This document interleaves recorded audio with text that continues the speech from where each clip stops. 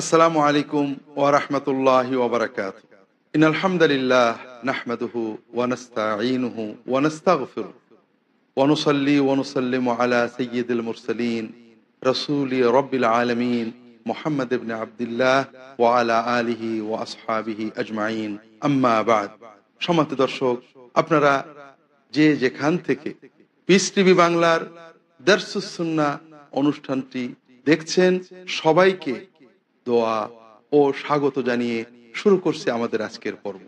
আমরা আলোচনা করছিলাম ইসলামের সুন্নাতের আলোকে স্বাস্থ্য, সুস্থতা ও অসুস্থতা। আর এ বিষয়ে আমরা আলোচনা করছিলাম পরিচ্ছন্নতা ও পবিত্রতা প্রসঙ্গে। আল্লাহ রাসূল সাল্লাল্লাহু আলাইহি ওয়াসাল্লাম সবসময় অজু অবস্থায় থাকতে, বিশেষ করে রাত্রিতে শোয়ার সময় অজু করে বিছানায় যেতে নির্দেশ দিয়েছেন। কারণ সারাদিনের ক্লান্তি, অনেক সময় সালাত আদায় করার পরেও কয়েক ঘন্টার ক্লান্তি, ঘাম, আমরা ক্লান্তিতে শুয়ে পড়ি, এরকম যেন না হয়। পরিচ্ছন্ন হয়ে মেসওয়াক করে, ব্রাশ করে, অজু করে পবিত্র হয়ে বিছানায় যাওয়ার কি বরকত, কি ফজিলত। সম্মানিত দর্শক, কাজেই প্রচন্ড শীত বা অসুবিধা না হলে আমরা সবাই চেষ্টা করব রাসূলুল্লাহ সাল্লাল্লাহু আলাইহি ওয়াসাল্লামের এই সুন্নাত নির্দেশিত আমলটা পালন করা। সওয়াব এবং বরকতের আশায় কিন্তু আমরা দুনিয়ার অনেক ফল পাবো। ঘুমানোর আগে ব্রাশ করে, অজু করে, যদি সুযোগ হয় 2 রাকাত কিয়ামুল লাইল আদায় করে আল্লাহ তাআলার কাছে একটু ফুটা দোয়া করে সারাদিনের গুনার মাপ চেয়ে, সারাদিনের নেক আমলের কবুলিয়ত চেয়ে, মনে যত ব্যথা আছে আল্লাহর কাছে আবদার জানিয়ে, কাউকে কষ্ট দিলে তার জন্য, নিজের জন্য ক্ষমা চেয়ে, কেউ মনে কষ্ট দিলে তাকে ক্ষমা করে দিয়ে আল্লাহর কাছে দোয়া করে 5-10 মিনিট যদি আমরা একটু মনটাকে প্রফুল্ল করে, ভারটাকে নামিয়ে আল্লাহর উপরে সব সুপর্দ করে বিছানায় শুয়ে পড়ি, প্রতিদিন এভাবে করতে থাকি, দেখবেন কিছুদিনের ভিতরেই শরীরের সুস্থতা, মনের সুস্থতা, আত্মার পবিত্রতা এসে যাবে। আপনার জীবনটাই পরিবর্তিত হয়ে যাবে। সম্মানিত দর্শক, পানাহার, পরিচ্ছন্নতা, পবিত্রতা ইত্যাদির মাধ্যমে আমরা দৈহিক সুস্থতা অর্জন করতে পারি। এর পাশাপাশি রয়েছে আরো কিছু বিষয়। তার একটা হলো নিয়ন্ত্রিত জীবন, অলসতা থেকে বেঁচে থাকা, অনিয়ন্ত্রিত পরিশ্রম না করা। আল্লাহ রাসূল সাল্লাল্লাহু আলাইহি ওয়াসাল্লাম এগুলোও নির্দেশ দিয়েছেন, ইবাদত হিসেবেই নির্দেশ দিয়েছেন। আমরা করলে আল্লাহর কাছে সওয়াব পাবো, জাগতিক বরকত, সুস্থতা লাভ করতে পারবো। আমাদের আধুনিক জীবনযাত্রার একটা দিক হলো অলসতা। আর অলসতা ইসলামে এত ঘৃণিত জিনিস যে রাসূলুল্লাহ সাল্লাল্লাহু আলাইহি ওয়াসাল্লাম আল্লাহর কাছে প্রতিদিন বারবার সালাতের ভিতরে, সকালে সন্ধ্যায় আশ্রয় চাইতেন। যে কয়টা বিষয়, তার ভিতরে একটা হলো অলসতা, আলসেমি। অলসতা একটা ব্যাধি। কাজ করতে মন চায় না, খাচ্ছি, দাচ্ছি, ঘুমাচ্ছি, ঘুরে বেড়াচ্ছি, এটা একটা ব্যাধি। কর্ম, মানুষকে আল্লাহ বানিয়েছেন দেহটাকে কর্মের জন্য। আল্লাহ রাসূল সাল্লাল্লাহু আলাইহি ওয়াসাল্লাম দোয়া করতেন সবসময়, আল্লাহুম্মা ইন্নী আউযু বিকা মিনাল হাম্মি ওয়াল হাযানি ওয়াল আজজি ওয়াল কাসালি। আয় আল্লাহ, আমি আপনার কাছে আশ্রয় চাচ্ছি দুশ্চিন্তা, হতাশা, এগুলো থেকে আপনি আমাকে রক্ষা করবেন। অক্ষমতা এবং অলসতা, এগুলো থেকে আপনি আমাকে রক্ষা করবেন। ওয়াল জুবনি ওয়াল বুখল, কাপুরুষতা, ভীরুতা এবং কৃপণতা, এগুলো থেকে আপনি আমাকে রক্ষা করবেন। ওয়া গালাবাতিদ দাইন ওয়া কাহরির রিজাল, ঋণগ্রস্ত হয়ে পড়া থেকে এবং মানুষের প্রতাপের দাপটের অধীন হওয়া থেকে আপনি আমাকে রক্ষা করবেন। আল্লাহু আকবার। আমাদের জীবনে সব চাওয়া পাওয়া এই দোয়ায় আছে। আমরা ক্রমান্বয়ে এই বিষয়গুলো পরে আলোচনা করব। মানসিক সুস্থতা প্রসঙ্গে আমরা এখানে যেটা দেখছি, আল্লাহ রাসূল সাল্লাল্লাহু আলাইহি ওয়াসাল্লাম অলসতা থেকে আশ্রয় চেয়েছেন। তিনি অলস ছিলেন না, কোনো অলস লোককে তিনি পছন্দ করতেন না। পরিশ্রম, আমরা যদি তার মতো পরিশ্রম এবং বিশ্রামে সমন্বয় করতে পারি, স্বভাবত আমরা সুস্থতা আশা করতে পারি। অলসতা ঘৃণিত, বর্জনীয়। বেকারত্ব ঘৃণিত, বেকার বসে থেকো না, মুখাপেক্ষী হও না, পরনির্ভর হও না, কর্ম করো, পরিশ্রম করো, অলস হও না। এটা যেমন ইসলামের একটা নির্দেশ। এর বিপরীতে অতি পরিশ্রম রাসূলুল্লাহ সাল্লাল্লাহু আলাইহি ওয়াসাল্লাম নিষেধ করেছেন। এমনকি দিনের জন্য রাত জেগে ইবাদত করছি, দিন জেগে রোজা রাখছি, রাসূল আপত্তি করেছেন না। ইসলাম এই ধরনের অতি ইবাদত চায় না, বৈরাগ্য চায় না, সন্ন্যাস চায় না, জীবন ঘনিষ্ঠ ইবাদত চায়। যে ইবাদত আমাকে জীবনমুখী করে, যে জীবন আমাকে ইবাদতমুখী করে। আর এজন্যই কোন কোন সাহাবী ইবাদতের আবেগে যখন সারা রাত সালাতুল লাইল, কিয়ামুল লাইল, তাহাজ্জুদ আদায় শুরু করে দিলেন। পরিবারের স্ত্রীদের সময় দেওয়া, পারিবারিক দায়িত্ব পালনে কিছু ত্রুটি বিচ্যুতি এসে গেল, সারাদিন নফল সিয়াম রাখতে লাগলেন, ঘুম বিশ্রাম কম হয়ে গেল। আল্লাহ রসুল ডেকে ডেকে তাদের বলতে লাগলেন, ইন্নালে আইনিকা আলাইকা হাক্কান ওয়া ইন্নালে জাসাদিকা আলাইকা হাক্কান ওয়া ইন্নালে আহলিকা আলাইকা হাক্কান ওয়া ইন্নালে দাইফিকা আলাইকা হাক্কান। শোনো, তোমার চোখের অধিকার আছে, তাকে কিছু ঘুমাতে দিতে হবে। দেহের অধিকার আছে, তার দেহের জৈবিক প্রাকৃতিক চাহিদাগুলো মেটাতে হবে, খেতে হবে। তোমার দাম্পত্য সঙ্গীর অধিকার আছে, তাকে সময় দিতে হবে, তার দায়িত্বগুলো পালন করতে হবে। তোমার মেহমানের অধিকার আছে, তোমার সন্তানদের অধিকার আছে। এগুলো সবই ইবাদত। কাজেই তুমি শুধু সিয়াম কিয়াম ইত্যাদি ইবাদতের মজা পেয়ে এগুলোতে ডুবে যেও না। এটা আমার সুন্নত পদ্ধতি না। সম্মানিত দর্শক, কাজেই আমরা যে কোনো ভাবে অর্থ উপার্জনের নামে, সওয়াব উপার্জনের নামে জীবনের প্রাকৃতিক চাহিদাকে নষ্ট করব না। ঘুম বিশ্রাম এগুলোর সমন্বয় করব। রাসূলুল্লাহ সাল্লাল্লাহু আলাইহি ওয়াসাল্লাম সেটা করতেন এবং আমাদেরকে তা করতে শিখিয়েছেন। সম্মানিত দর্শক, আরেকটা বিষয় আমাদের সুস্থতা এবং অসুস্থতায় প্রভাব ফেলে, সেটা হলো অনিয়ন্ত্রিত জীবন। ঘুমিয়ে আছি তো আছি, কাজ করছি তো করছি, গল্প করছি তো করছি। আর আপনারা খুব ভালো জানেন যে ইসলামে এই অনিয়ন্ত্রিত জীবন যাপনের কোনোই সুযোগ নেই। আমাদের সালাত সময় নিয়ন্ত্রিত, সিয়াম সময় নিয়ন্ত্রিত, ইবাদত ঘড়ির কাটাই করতে হয়। আলসেমি করে বসে থাকা, গল্পে ভুলে থাকার কোনো সুযোগই মুমিনের নেই। আর এখানেই তো মুমিনের সুস্থতার বড় একটা বিষয় নিহিত রয়েছে। যদি আমরা রাসূলুল্লাহ সাল্লাল্লাহু আলাইহি ওয়াসাল্লামের মতো নিয়মিত সালাতগুলো আদায় করি, যতই গল্প বা কর্মে থাকি, সালাত হয়ে গেছে, মসজিদে চলে যাচ্ছি, হেঁটে, রাসূলুল্লাহ সাল্লাল্লাহু আলাইহি ওয়াসাল্লাম হেঁটে যেতে উৎসাহ দিতেন। আমরা হেঁটে যাচ্ছি, আমরা ফ্ল্যাটে থাকি 8 তলা 9 তলায়, লিফটে নামি, রাসূলুল্লাহ সাল্লাল্লাহু আলাইহি ওয়াসাল্লাম বলছেন, সালাতে যখন বান্দা ওযু করে বেরোয়, প্রতিটি পদক্ষেপে একটা করে আল্লাহ তাআলা নেকি দেন, একটা গুনাহ মাফ করেন, একটা মর্যাদা বাড়িয়ে দেন। আমরা হেঁটে যাব, রাসূলুল্লাহ সাল্লাল্লাহু আলাইহি ওয়াসাল্লাম হেঁটে যেতেন। আবার কিভাবে হাঁটতেন? তিনি দ্রুত হাঁটতেন, শক্ত পদক্ষেপে হাঁটতেন, নরম করে আলসেমি করে নয়, শক্তি এবং সামর্থ্যের সাথে, দৃঢ়তার সাথে তিনি হাঁটতেন। আমরা যদি রাসূলুল্লাহ সাল্লাল্লাহু আলাইহি ওয়াসাল্লামের মতো নিয়ম শৃঙ্খলার ভিতরে জীবন যাপন করতে পারি, তাহলে অনিয়ন্ত্রিত জীবনের, অনিয়মের জীবনের যে ক্ষতি, যে অভিশাপ, এটা থেকে আমরা খুব সহজে বেঁচে থাকতে পারবো। আমরা যখন অফিসে যাব লিফটে নামবো, যখন সালাতে যাব সুযোগ থাকলে হেঁটে নামবো। আমাদের শরীর চর্চা হবে, কিন্তু ওটা উদ্দেশ্য নয়, সওয়াব বাড়বে, এটা আমাদের উদ্দেশ্য হবে। মসজিদে যাব, রাসূলুল্লাহ সাল্লাল্লাহু আলাইহি ওয়াসাল্লাম ঈদের মাঠে মসজিদে হেঁটে যেতে উৎসাহ দিতেন। আল্লাহ রাসূল সাল্লাল্লাহু আলাইহি ওয়াসাল্লামের কিছু সাহাবী মসজিদে নববী থেকে তাদের বাড়ি দূরে হয়ে গেছিল, তারা বাড়ি ঘর ভেঙে মসজিদের কাছে আসতে চেয়েছিলেন। রাসূলুল্লাহ সাল্লাল্লাহু আলাইহি ওয়াসাল্লাম বললেন, বনি সালামা দিয়ারাকুম তুকতাবা আসারুকুম, বনু সালামা, তোমরা বাড়ি ভেঙে মসজিদের কাছে এসো না, তোমাদের বাড়িতে তোমরা থাকো।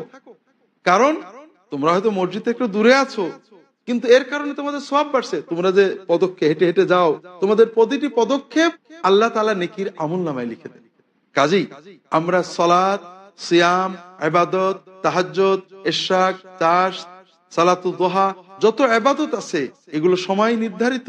কাজেই আমরা যখন দ্বীনের মূলনীতির ভিতরে থাকবো, তখন এই সময়ানুবর্তিতা আমাদের জীবনে এমনি এসে যাবে, আর অনিয়ন্ত্রিত জীবনের সুযোগই আর থাকবে না।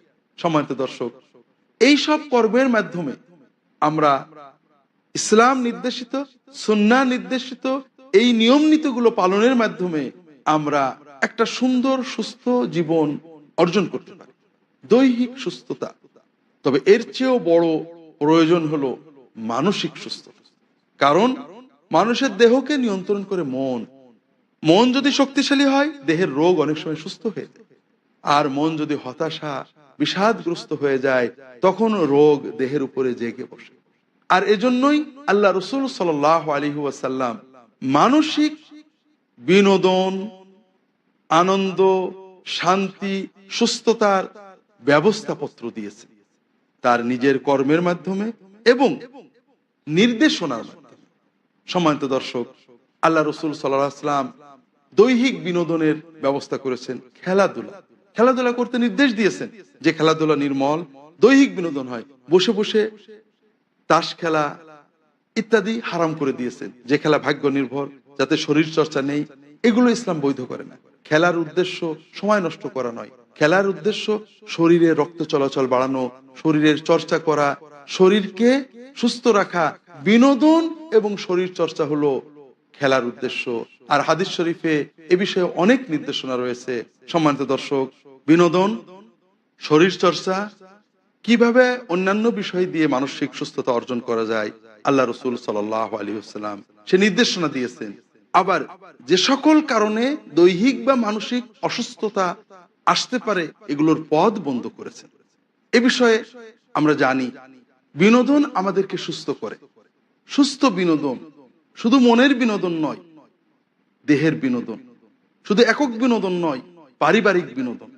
আর এজন্যই ইসলামে সবচেয়ে ভয়ঙ্কর ভাবে নিষেধ করা হয়েছে অশ্লীলতা, এবং সবচেয়ে গুরুত্ব দেওয়া হয়েছে পারিবারিক জীবনের। আমরা যদি অশ্লীলতার দরজা খুলে রাখি আর আমাদের মানসিক সুস্থতা, দৈহিক সুস্থতার জন্য চেষ্টা করি, তাহলে আমাদের অবস্থা কেমন হবে? নৌকা ফুটো রেখে দিয়ে শুধু পানি শেষে নৌকাকে বাঁচানোর চেষ্টা করা। আমাদের দৈহিক অসুস্থতার অন্যতম কারণ যেমন অশ্লীলতা, মানসিক অসুস্থতারও অন্যতম কারণ অশ্লীলতা। আল্লাহ রসুল সাল্লাল্লাহু আলাইহি ওয়াসাল্লাম নিজেই বলেছেন, যখন অশ্লীলতা সমাজে ছড়িয়ে পড়ে তখন মৃত্যু বেড়ে যায়, নানাবিধ রোগ ব্যাধি ছড়িয়ে পড়ে। বিভিন্ন হাদিসে রাসূলুল্লাহ সাল্লাল্লাহু আলাইহি ওয়াসাল্লাম বলেছেন 5টি পাপের কারণে 5টি পাপ ছড়ায়। তার মধ্যে একটা হলো ইযা যাহারাতিল ফাহিশা কাসুরাল মাউত, যখন অশ্লীলতা ছড়িয়ে পড়ে মৃত্যু ছড়িয়ে পড়ে, অর্থাৎ রোগ ব্যাধি, নতুন নতুন রোগ ব্যাধি হয়, মানসিক রোগ বাড়ে। অশ্লীলতা মানেই মনের অশান্তি, পারিবারিক বন্ধনহীন একটা পশুত্বের জীবন যাপন করা। কাজেই মানুষ মরে, শুধু মরেই না, মানুষ আত্মহত্যা করে। আধুনিক সভ্যতায় মানুষ আত্মহত্যার প্রবণতা এমন ভাবে বেড়ে গেছে, এত সুখ, এত বিলাসিতা মানুষকে তৃপ্ত করতে পারছে না। সম্মানিত দর্শক, আর এজন্যই ইসলামে এর বিপরীতে বিবাহ করা এবং পারিবারিক সুন্দর জীবন যাপন করতে উৎসাহ দিয়েছে। এটা দৈহিক এবং মানসিক শান্তির অন্যতম শর্ত। যদি আমরা ঠিক সুন্নাহ সম্মত পারিবারিক জীবন যাপন করতে পারি, তাহলে আমাদের মানসিক সুস্থতার পাশাপাশি দৈহিক সুস্থতা নিশ্চিত হয়। সম্মানিত দর্শক, এর পাশাপাশি সন্তানদের এবং বড়দের সবার জন্যই শরীর চর্চামূলক বিনোদনকে আল্লাহ রসুল সাল্লাল্লাহু আলাইহি ওয়াসাল্লাম উৎসাহ দিয়েছেন। আল্লাহ রসুল সাল্লাল্লাহু আলাইহি ওয়াসাল্লাম বলছেন, এল আবু বানি আরফেদা লিয়ালামাল ইয়াহুদ আন্না ফি দীনিনা ফাসহা ইন্নানি উরসিলতু বিহানিফিয়াতিন সামহা। বনি আরফেদা, তোমরা খেলাধুলো করো, শরীর চর্চামূলক খেলাধুলো করতে থাকো, যেন ইহুদিরা বোঝে আমাদের দিনটা কঠোর নয়। দিনের নামে একটা কঠিন জীবন যাপন করা এটা আমাদের উদ্দেশ্য নয়। আমাকে আল্লাহ তাআলা প্রশস্ত উদার হানিফিয়া দিয়ে প্রেরণ করেছেন, হানিফ ধর্ম দিয়ে প্রেরণ করেছেন, যেখানে তাওহীদ, ইবাদত, পরিবার, বিনোদন সবকিছু একত্রিত করা হয়েছে। সম্মানিত দর্শক, সময় হলো বিরতিতে যাওয়ার। বিরতির পরে এসে আমরা এই নির্দেশগুলো আলোচনা করব। ততক্ষণ আমাদের সাথেই থাকুন। আসসালামু আলাইকুম ওয়া রাহমাতুল্লাহি ওয়া বারাকাতুহু। আসসালামু আলাইকুম ওয়া রাহমাতুল্লাহি ওয়া বারাকাতুহু। সম্মানিত দর্শক, ফিরে এলাম বিরতির পর। আমরা আলোচনা করছিলাম মানসিক সুস্থতা বিষয়ে রাসূলুল্লাহ সাল্লাল্লাহু আলাইহি ওয়াসাল্লামের সুন্নাতের নির্দেশনা, বিনোদন, শরীর চর্চা, কিভাবে অন্যান্য বিষয় দিয়ে মানসিক সুস্থতা অর্জন করা যায়, আল্লাহ রসুল সাল্লাল্লাহু আলাইহি ওয়াসাল্লাম সে নির্দেশনা দিয়েছেন। আবার যে সকল কারণে দৈহিক বা মানসিক অসুস্থতা আসতে পারে এগুলোর পথ বন্ধ করেছেন। এ বিষয়ে আমরা জানি বিনোদন আমাদেরকে সুস্থ করে। সুস্থ বিনোদন শুধু মনের বিনোদন নয়, দেহের বিনোদন, শুধু একক বিনোদন নয়, পারিবারিক বিনোদন। আর এজন্যই ইসলামে সবচেয়ে ভয়ঙ্কর ভাবে নিষেধ করা হয়েছে অশ্লীলতা, এবং সবচেয়ে গুরুত্ব দেওয়া হয়েছে পারিবারিক জীবনের।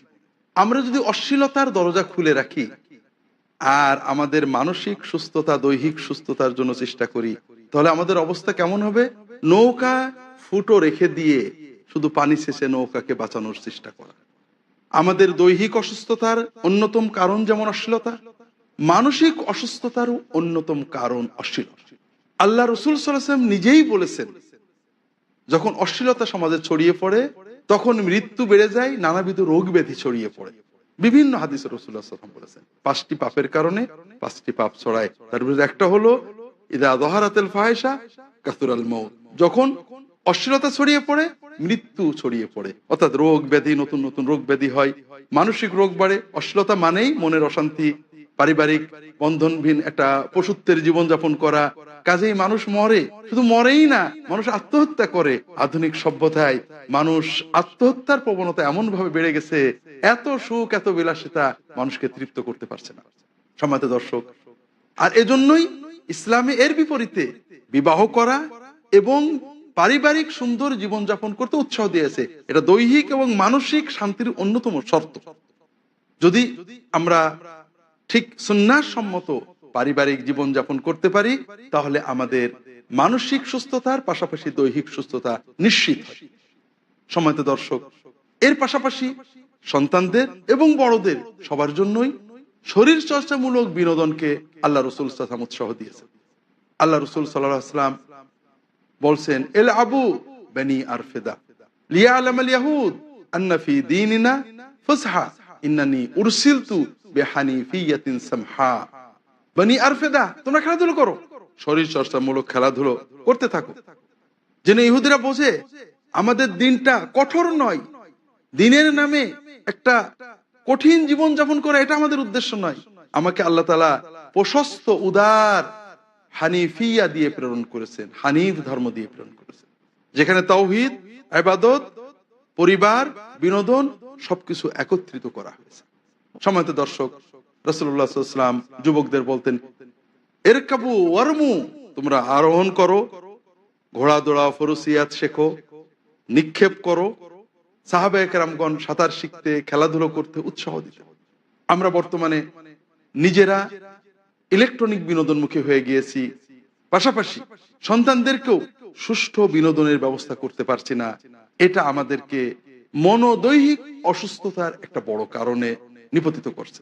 সম্মানিত দর্শক, আমরা যে বিনোদন করি, অর্থাৎ একটা খেলা দেখছি অথবা ইলেকট্রনিক খেলা খেলছি, টিভির পর্দায় তাকিয়ে রয়েছি, এটা কিছু সময়ের আনন্দ দেয়, কিন্তু পুরোটা ব্রেনের কষ্টই হয়। অর্থাৎ আপনি পড়ালেখা করছেন তাও ব্রেন, বিনোদন করছেন তাও ব্রেন, দেহ কোনো উপকার পাচ্ছে না। এজন্যই এই বিনোদনটা আমাদেরকে অলস বানাচ্ছে, যে অলসতা ইসলামে ঘৃণিত, আমাদেরকে অসুস্থ বানিয়ে ফেলছে। আর এজন্যই রাসূলুল্লাহ সাল্লাল্লাহু আলাইহি ওয়াসাল্লাম বিনোদনকে উৎসাহ দিয়েছেন। দৈহিক যে খেলাধুলো আমাদের দেহ মনকে উৎফুল্ল করে, এই জাতীয়, যার ভিতরে পাপ নেই, অশ্লীলতা, অবৈধতা নেই। সম্মানিত দর্শক, মানসিক সুস্থতার জন্য আরেকটা জরুরি বিষয় হলো উৎফুল্লতা, হাসি, আনন্দ। আল্লাহ রসুল সাল্লাল্লাহু আলাইহি ওয়াসাল্লাম হাসি মশকরা করতেন। দিনের নামে আমরা অনেক সময় কঠোর হয়ে যাই, মুখ ভার, সবসময় আখিরাতের ভয়। আমরা মনে করি এটা হয়তো মডেল। পরবর্তী যুগের অনেক বুজুর্গ থেকে হয়তো আমরা এরকম শুনতে পাবো। গল্প সত্য মিথ্যা আমরা জানি না, কিন্তু রাসূলুল্লাহ সাল্লাল্লাহু আলাইহি ওয়াসাল্লাম এবং সাহাবীগণের সুন্নাত এরকম ছিল না। আর এজন্যই তো আমাদেরকে দ্বীন শিখতে হবে রাসূলুল্লাহ সাল্লাল্লাহু আলাইহি ওয়াসাল্লাম, সাহাবীগণ থেকে। সাহাবায়ে কেরামগণের ব্যাপারে ইমাম বুখারী তার আদাবুল মুফরাদে হাদিস এনেছেন, মা কানা আসহাবু রাসূলিল্লাহি সাল্লাল্লাহু আলাইহি ওয়াসাল্লাম মুতাহাইয়িজিন মুতাহাযিকিন মুতামাওয়াতিন কানু ইউনাশিদুনাল আশআর ইয়াতাহাদ্দাসুনা বিজাহিলিয়াতিহিম ইয়াতাদাহাকুন ফাইদা উরিদা মিন আহাদিম মিনহুম আমরুম মিন উমুরিল্লাহ তামাহলাকা আইনুহু কাআন্নাহু মাজনুন আও কামা ক্বাল। আল্লাহ রাসূল সাল্লাল্লাহু আলাইহি ওয়াসাল্লামের সাহাবীগণ কঠোর ছিলেন না, আত্মকেন্দ্রিক ছিলেন না, সমাজবিমুখ ছিলেন না, নিজেকে নিয়ে বসে থাকতেন না, তারা মরণপণ ছিলেন না, ইবাদত করতে করতে একেবারে শুধু মরণের চিন্তা করছেন এরকমও ছিলেন না। তারা সবাইকে নিয়ে গল্প আড্ডা দিতেন, কবিতা পড়তেন, জাহেলি যুগের বিভিন্ন গল্প বলতেন, হাসাহাসি করতেন। কিন্তু যখন আল্লাহর দ্বীনের কোনো কাজ আসতো, তারা একেবারে পাগলের মতো ছুটে যেতেন। কাজেই সাহাবায়ে কেরাম জীবনমুখী দিন পালন করে, দ্বীনের কাজ যখন আছে কাজ করেছে, কিন্তু এর বাইরে বৈধ আনন্দ, উপহাস, উল্লাস এবং হাসি মশকরা করেছে। সহিহ মুসলিমের হাদিসে আমরা দেখি আল্লাহ রাসূল সাল্লাল্লাহু আলাইহি ওয়াসাল্লাম সালাতুল ফজর আদায় করে বসে থাকতেন। কানা রাসূলুল্লাহ সাল্লাল্লাহু আলাইহি ওয়াসাল্লাম ইদা আদ্দা সুবহা আও আল গাদাত জালাসা ফি রিওয়ায়াতিন মুতারাব্বিআন। রাসূলুল্লাহ সাল্লাল্লাহু আলাইহি ওয়াসাল্লাম বসে থাকতেন, আসন গেড়ে বসে থাকতেন। সূর্য ওঠার আগে তিনি যেতেন না। ওয়া কানা আসহাবুহু ইয়াতাহাদ্দাসুন ইয়াতানাশাদুন ইয়াতাহাদ্দাসুনা বিজালিয়াতিহিম ওয়া ইয়াদহাকুন ওয়া হুয়া ইয়াতাবাসসাম। রাসূলুল্লাহ সাল্লাল্লাহু আলাইহি ওয়াসাল্লাম ফজর শেষ হয়েছে, সূর্য ওঠার আধা ঘন্টা 40 মিনিট বাকি আছে, বসে আছেন, নিজে বসে আছেন নীরবে, সাহাবায়ে কেরাম বসে গল্প করছেন, জাহেলি যুগের গল্প করছেন, হাসাহাসি করছেন, রাসূলুল্লাহ সাল্লাল্লাহু আলাইহি ওয়াসাল্লাম মুস্কি মুস্কি হাসছেন। দর্শক, রাসূলুল্লাহ সাল্লাল্লাহু আলাইহি ওয়াসাল্লাম মদিনার জীবনে তার বয়স 53 বছর হওয়ার পরেই মদিনায় গিয়েছেন। প্রায় পৌড় বৃদ্ধ বয়সেও তিনি হাসি মশকরা করতেন সাহাবীদের সাথে, পরিবারের সদস্যদের সাথে হাসি মশকরা করতেন, দুষ্টামি করতেন, আনন্দ দিতেন। সাহাবীরাও বুঝে ফেলেছিলেন তিনি এটা পছন্দ করেন। বিভিন্ন হাদিসে আমরা এগুলো দেখতে পাই। আল্লাহ রাসূল সাল্লাল্লাহু আলাইহি ওয়াসাল্লামের এক মহিলা সাহাবী রাসূলুল্লাহ সাল্লাল্লাহু আলাইহি ওয়াসাল্লামের কাছে এসে বলছেন, ইয়া রাসূলুল্লাহ ইন্না যাওজি ইয়াদউক। ইয়া রাসূলুল্লাহ, আমার স্বামী আমাকে পাঠিয়েছেন, আপনাকে একটু দাওয়াত দিচ্ছেন।